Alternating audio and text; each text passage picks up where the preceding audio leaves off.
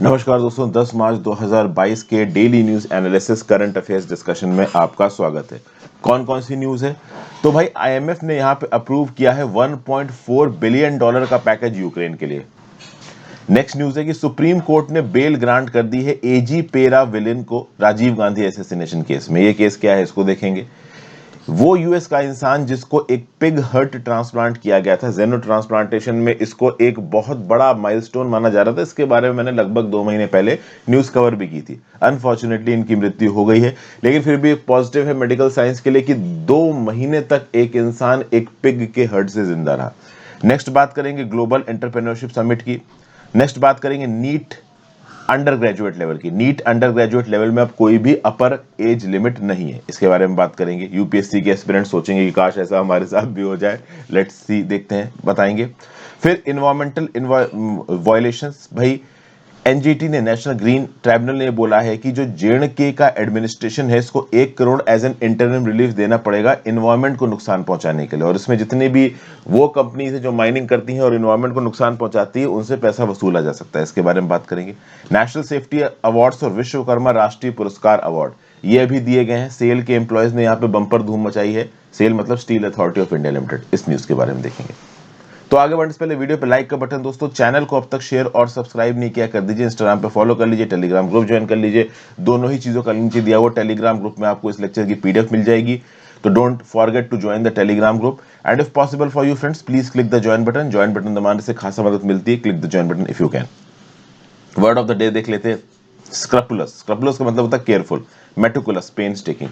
बहुत ही प्रॉपर तरीके से सोच समझ के प्लान बना के कुछ करना, इसको आप बोलते हो स्क्रपुलस। जैसे for example, the research has been carried out with scrupulous attention to detail. मतलब बिल्कुल ही डिटेल में सोच समझ के इस स्कीम को डिवाइस किया गया है। बिल्कुल स्क्रपुलस मतलब प्रॉपर प्लानिंग इसमें लगी है। तो ये मतलब होता है स्क्रपुलस का। चलिए पहली न्यूज देखते हैं। Rajiv Gandhi assassination, supreme court grants bail to convict AG Perarivalan. Supreme court ने वेडनेसडे को बेल ग्रांट कर दी है राजीव गांधी के असैसिनेशन कन्विक्ट एजी पेरियावलन को। एजी पेरियावलन ने क्या किया था? तो एजी पेरियावलन ने 1999 मई के महीने में, जब ये 19 साल का था, एक 9 वोल्ट की बैटरी खरीदी थी। और मोस्ट प्रॉब्ली इसी बैटरी के ट्रिगर करने से वो बॉम्ब फोड़ा गया था, जिससे हमारे प्राइम मिनिस्टर राजीव गांधी, उस समय पे वो प्राइम मिनिस्टर नहीं थे ओवरऑल, लेकिन जल्दी ही इलेक्शंस होने वाले थे और वो प्राइम मिनिस्टर बन जाते, इसके पूरे चांसेस थे। इनको यहाँ पे मारा गया था 2014 में। अब देखिए यहाँ पे बहुत सारे लोगों को पकड़ के कॉन्विक्ट किया गया, क्योंकि जब राजीव गांधी जी का असैसिनेशन हुआ उसके बाद पुलिस बिल्कुल ही मोशन में आ गई है। अगर आपने मद्रास कैफे नाम की मूवी देखी हो तो उसमें इस पर्टिकुलर इंसिडेंट को दिखाया भी गया है। तो 2014 में एजी पेरियावरन और इसके साथ 2 और लोग, मुरुगन और संथन, जिनको पहले मौत की सजा सुनाई गई थी, इनकी मर्सी पिटीशंस के चलते इनकी मौत की सजा को कम्यूट कर दिया गया इन लाइफ इम्प्रिजनमेंट।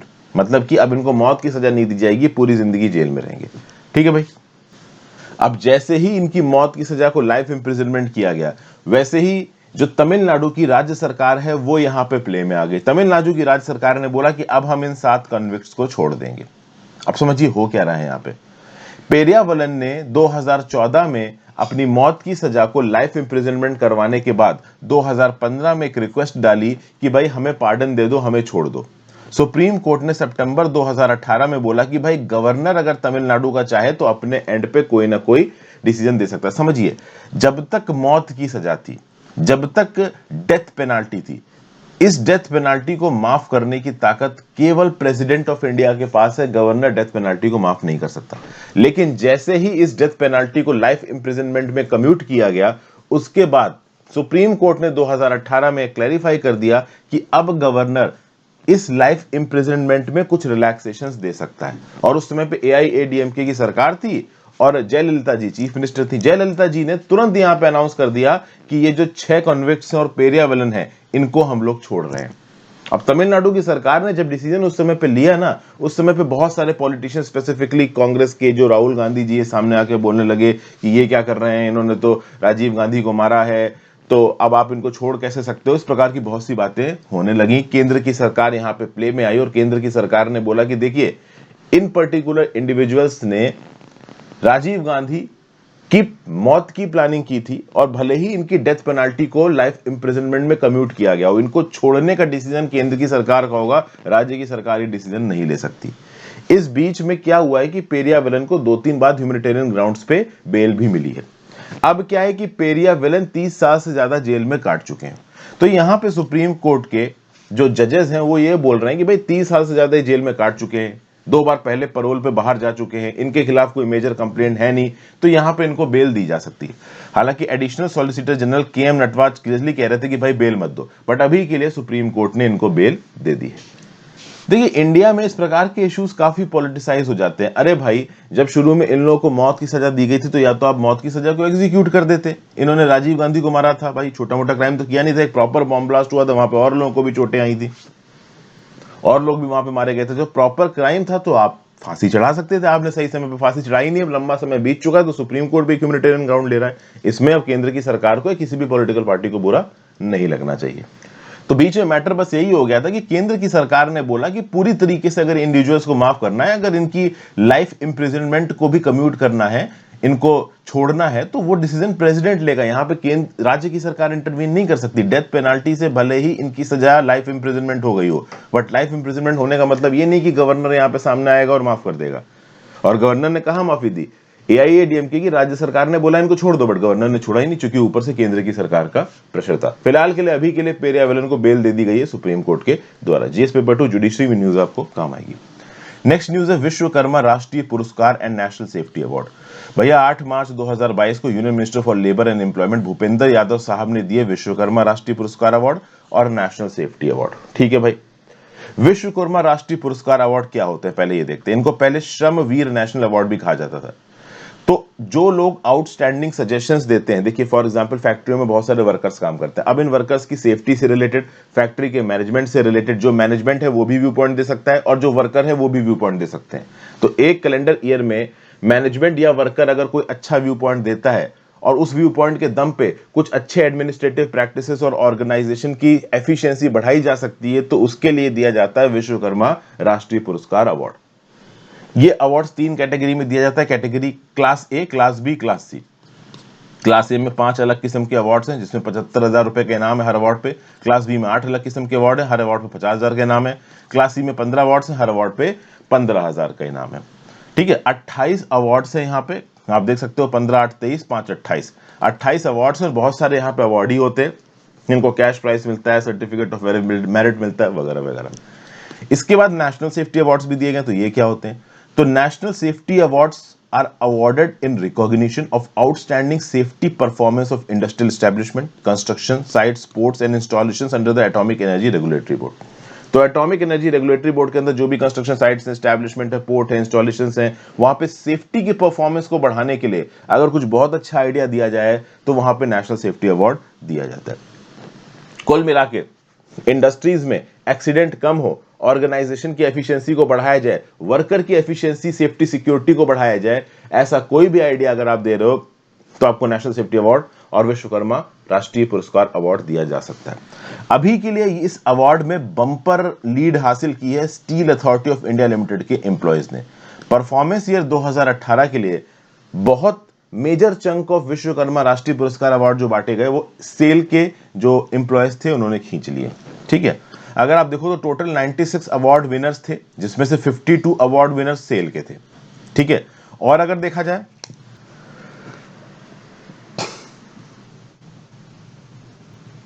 अब आई एम नॉट श्योर दोस्तों, ये शायद वीडियो बीच में पॉज हो गई थी, कहां पे ये पॉज हुई है मुझे याद नहीं है। तो ये वाली न्यूज पे तो शायद मैं पहुंच गया था, विश्वकर्मा राष्ट्रीय पुरस्कार। वैसे तो मैंने न्यूज सारी बता दी है, बट एकदम से मुझे लगा कि वीडियो बीच में पॉज हुई है। अब किस जगह पे रिकॉर्डिंग पॉज हुई है वो मुझे पता नहीं, बट विश्वकर्मा राष्ट्रीय पुरस्कार अवार्ड और नेशनल सेफ्टी अवार्ड, इन दोनों के बारे में मैंने आपको बताया 1965 से ministry of labour and employment द्वारा इनको दिया जा रहा है। Directorate general factory advice service and labour institute इस स्कीम को, अवार्ड स्कीम्स को ऑपरेट कर रहा है। और लॉजिक क्या है इन स्कीम्स का कि भाई जो वर्कर्स हैं, जो मैनेजमेंट है इन फैक्ट्रीज में, उनको टेक्निकल एडवाइस देता है DGFASLI कि भाई इंडस्ट्रियल एक्टिविटीज को सेफ बनाइए इन देयर ओन कैपेसिटी। ये जो वर्कर्स हैं और मैनेजमेंट है अलग अलग एंटरप्राइजेस के, ये खुद आइडियाज बनाते हैं, आइडियाज को ग्राउंड लेवल पे इंप्लीमेंट करते हैं, और अगर इनके आइडियाज अच्छे हैं तो इनको विश्वकर्मा राष्ट्रीय पुरस्कार अवार्ड और नेशनल सेफ्टी अवार्ड दिए जाते हैं। मैं दोबारा इसलिए बोल रहा हूं, अगर हो सकता है रिकॉर्ड हो गया और रिकॉर्डिंग समय मुझे पता नहीं कितना रिकॉर्ड हुआ कितना नहीं रिकॉर्ड हुआ है, इसलिए दोबारा मैं रिपीट कर दे रहा हूं। ये न्यूज क्या है, NEET undergraduate upper age limit remove कर दी गई है सारे कैंडिडेट्स के लिए। अब तक नीट अंडर ग्रेजुएट में अगर आपको अटेम्प्ट करना है तो जनरल कैटेगरी के कैंडिडेट्स के लिए अपर लिमिट थी 25 और रिजर्व कैटेगरी के कैंडिडेट्स के लिए अपर लिमिट थी 30। इनको हटा दिया गया है। यहां पे हेल्थ मिनिस्टर मनसुख मंडाविया साहब ने ट्वीट किया है, the decision will immensely benefit aspiring doctors and help in strengthening medical education in the country. तो बेसिकली चौथी नेशनल मेडिकल काउंसिल की मीटिंग हुई 21 अक्टूबर 2021 को, और यहां पे बोला गया कि कोई भी अपर एज लिमिट नहीं है। मतलब डॉक्टर बनने के लिए, लोगों को ट्रीट करने के लिए आपके पास कोई अपर एज लिमिट नहीं है, आप कभी भी डॉक्टर बन सकते हैं। 25 साल 30 साल की एज लिमिट को यहां पे हटा दिया गया है। Regulations on graduate medical education 1997 को अमेंड किया जाएगा और अब थोड़े एज के लोग भी यहां पे मेडिकल एग्जाम में कॉम्पीट कर सकते हैं। अगर आपका सपना है मेडिकल फील्ड में डॉक्टर बनने का, तो अब वो यहां पे आप परस्यू कर सकते हो। ऐसा एक सर्कुलर इशू किया गया है नेशनल मेडिकल कमीशन के द्वारा। ठीक है भाई, जीएस पेपर 2 के रिस्पेक्ट में न्यूज आपकी काम की। फिर नेक्स्ट न्यूज है कि यूएस का वो इंसान जिसको एक पिग हार्ट ट्रांसप्लांट मिला था, 2 महीने तक वो जिंदा रहा, फाइनली उसकी मृत्यु हो गई। ये जो पिग हार्ट ट्रांसप्लांट हुआ था, ये मैरीलैंड हॉस्पिटल में हुआ था और अब यहां पे ऐसा सुनने में आया कि वो इंडिविजुअल खत्म हो गया। इसका नाम था डेविड बेनेट, 57 साल इनकी उम्र थी। 8 मार्च को इनकी मृत्यु हो गई यूनिवर्सिटी ऑफ मैरीलैंड सेंटर में। इनकी एग्जैक्ट कॉज ऑफ डेथ पता नहीं, बट इनके वाइटल्स डिस्टेबलाइज हो रहे थे, कंडीशन डेटेरिएट होना शुरू हो गई थी, इनकी यहां पे मृत्यु हो गई। मिस्टर बेनेट के सन ने बोला है, डॉक्टर्स को थैंक यू बोला है। उन्होंने बोला है कि भाई एंड तक डॉक्टर्स ने कोशिश की साइंस के बेसिस पे इनके फादर को बचाने की। लाइफ सेविंग ट्रांसप्लांट्स आज की डेट में दुनिया में एक बहुत बड़ा इशू है, यूएस में एक बहुत बड़ा इशू है। ह्यूमन हार्ट ट्रांसप्लांट के लिए डेविड बेनेट यहाँ पे एलिजिबल नहीं थे, इसलिए इनको एक जीन एडिटेड पिग का हार्ट दिया गया और 2 महीने तक ये जिंदा रह गए। ये अपने आप में एक बहुत बड़ी बात है। इस प्रोसेस को जेनो ट्रांसप्लांटेशन बोला जाता है। जेनो ट्रांसप्लांटेशन एक ऐसी फील्ड है जहां पे एनिमल के ऑर्गन को, और ये जो पिग का हार्ट लगाया गया था ना जीन एडिटिंग करके, इसमें जो पिग के जीन्स थे उनको हटा दिया गया। एक्चुअली में क्या है, पिग के जीन्स में हाइपर फास्ट रिएक्शंस होती हैं, जिसकी वजह से जो इम्यून सिस्टम है ना, हमारा इम्यून सिस्टम इन पिग के जीन्स को तुरंत रिजेक्ट कर देता है। तो ऑब्वियस सी बात है, हमारी बॉडी रिस्पॉन्ड नहीं कर पाती इन ऑर्गन्स के प्रति। तो इन पिग के हार्ट के इन हाइपर फास्ट जीन्स को यहां पे डीएक्टिवेट किया जाता है ताकि वो इंडियन बॉडी के साथ, मतलब ह्यूमन बॉडी के साथ जेल कर जाए। और ये जेलिंग 2 महीने तक चली है, अपने आप में एक बड़ी बात है। इस पिग ट्रांसप्लांट के बाद मिस्टर डेविड बेनेट बैठ के सुपर बाउल देख रहे थे हॉस्पिटल बेड से। फरवरी 2020-22 में इनकी फोटोज वगैरह रिलीज हुई थी। इतने लंबे समय तक अब तक कोई जेनो ट्रांसप्लांटेशन के बाद जिंदा नहीं रहा है। एक केस है 1984 का, वन बेबी फे, एक डाइंग कैलिफोर्निया इन्फेंट 21 साल तक जिंदा रहा था बेबून हार्ट पे 1984 में। और अब एक इंडिविजुअल एक जीन एडिटेड पिग के हार्ट पे 2 महीने तक जिंदा रहा। ये अपने आप में एक बहुत बड़ा साइंटिफिक अचीवमेंट है। इसके आगे अगर बात की जाए तो यूएस में हर साल 41,000 से ज्यादा ट्रांसप्लांट परफॉर्म किए जाते हैं, जिसमें से 3800 के लगभग हार्ट ट्रांसप्लांट, मतलब 4000 के लगभग हार्ट ट्रांसप्लांट यूएस में हर साल होते हैं।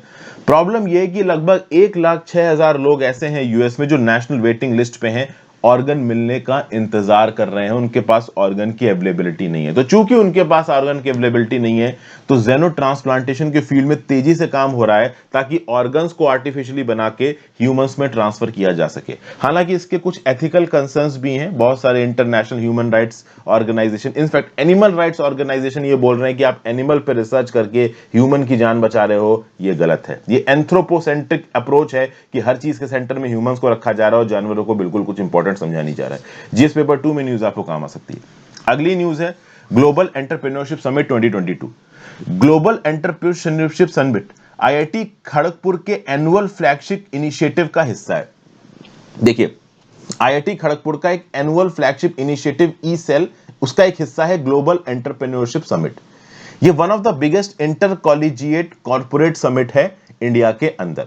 यहां पे बहुत सारे aspiring entrepreneurs, venture capitalist, angel investors, new age entrepreneurs, industry experts, academician, students, ये लोग यहां पे बैठते हैं।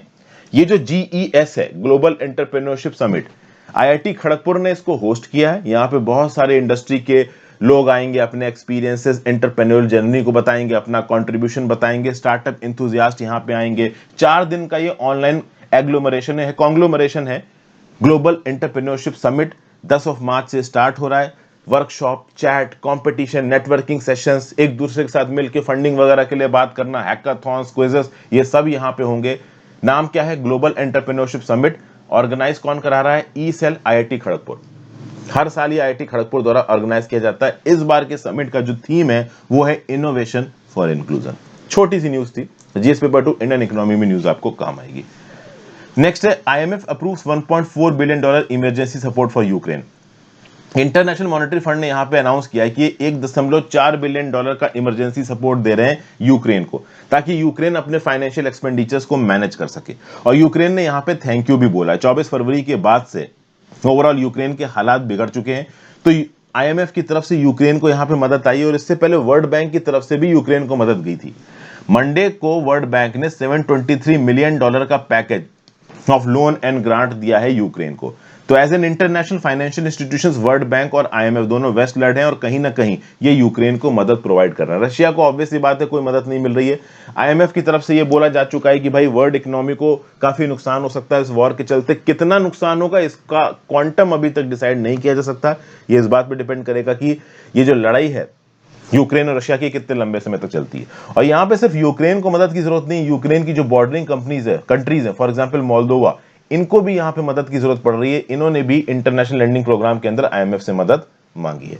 आईएमएफ की बात की जाए तो UN conference on Bretton Woods 1944 में इसको बनाया गया था। 189 मेंबर कंट्रीज हैं इसमें। ग्लोबल इकोनॉमी में ये जो अलग अलग कंट्रीज हैं अपनी फाइनेंशियल इंपॉर्टेंस के हिसाब से आईएमएफ के अंदर वोटिंग पावर रखती हैं और डिसाइड करती हैं कि भाई ग्लोबल मॉनेटरी कॉर्पोरेशन कैसे होगा, फाइनेंशियल स्टेबिलिटी कैसे बनानी, इंटरनेशनल ट्रेड को कैसे बढ़ाना, एम्प्लॉयमेंट, पॉवर्टी, इकोनॉमिक ग्रोथ, इन सब चीजों के बारे में ये बात करते हैं। जीएस पेपर 2 में न्यूज काम आएगी। फिर भाई जम्मू एंड कश्मीर के एडमिनिस्ट्रेशन को नेशनल ग्रीन ट्रिब्यूनल ने बोला है कि 1 करोड़ इंटरिम रिलीफ दो। देखिए इलीगल माइनिंग हो रही है, डंपिंग हो रही है सॉलिड वेस्ट और डिस्चार्ज का दूध गंगा रिवर में। तो इस पर्टिकुलर इल्जाम के ऊपर नेशनल ग्रीन ट्रिब्यूनल ने जम्मू एंड कश्मीर के चीफ सेक्रेटरी को चिट्ठी लिखी और बोला कि जो भी तुम्हारे एनवायरमेंटल ऑफिसर्स हैं जो कि यहां पे लॉस को प्रॉपर तरीके से इंप्लीमेंट नहीं कर रहे, उनके खिलाफ सजा लो। प्लस जो एनवायरमेंट और पब्लिक हेल्थ को तुमने नुकसान पहुंचाया है ना, उसके लिए 1 करोड़ फाइन दो।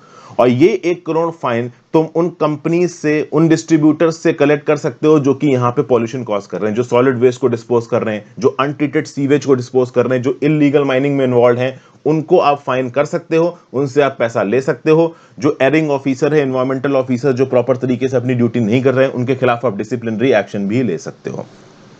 तो ये जो स्टेट का पॉल्यूशन कंट्रोल बोर्ड है, ओवरऑल इसकी क्लियरेंसेस के बिना जो भी जम्मू एंड कश्मीर के अंदर पॉल्यूशन कॉज कर रहा है उसके ऊपर फाइन लगा के यहां पे पैसे वसूले जा सकते हैं, और उन पैसों के आधार पर जो भी क्लीनलीनेस एक्टिविटीज है वो यहां पे टेकअप की जा सकती है। और जुलाई 15 को अगली हियरिंग रखनी है, जहां पे जो भी प्रिंसिपल सेक्रेटरी हैं अर्बन डेवलपमेंट डिपार्टमेंट के Jammu and Kashmir union territory के, उनको प्रेजेंट रहना होगा एनजीटी के सामने अपनी ऑफिशियल पोजीशन रखने के लिए। नेशनल ग्रीन ट्रिब्यूनल की बात की जाए तो इसको नेशनल ग्रीन ट्रिब्यूनल एक्ट 2010 में बनाया गया, तो ऑब्वियस सी बात है स्टैट्यूटरी बॉडी है, क्वासी जुडिशियल बॉडी है, एनवायरमेंटल प्रोटेक्शन और कंजर्वेशन ऑफ फॉरेस्ट से रिलेटेड ये काम करती है। दुनिया में एक स्पेसिफिक जुडिशियल बॉडी बनाना इन्वायरमेंटल के मैटर्स के लिए, इंडिया तीसरे नंबर पे आता है। ऑस्ट्रेलिया, न्यूजीलैंड ने इन्वायरमेंटल मैटर्स के लिए एक अलग इन्वायरमेंटल ट्रिब्यूनल बनाया है, इंडिया ने तीसरे नंबर पे बनाया है, जिसको बोला जाता है एनजीटी। एनजीटी की 5 प्लेसेस ऑफ सिटिंग है। मेन प्रिंसिपल सिटिंग प्लेस है दिल्ली, भोपाल, पुणे, कोलकाता और चेन्नई में भी इनके ऑफिशियल्स बैठते हैं। एनजीटी बैठता है इन्वायरमेंटल लिटिगेशन के लिए। जीएस पेपर 3 में न्यूज आपको काम आएगी। So thank you for watching friends, आज के लिए इतना ही। आई होप आपको कुछ ना कुछ सीखने को मिला। Have a great day, good bye.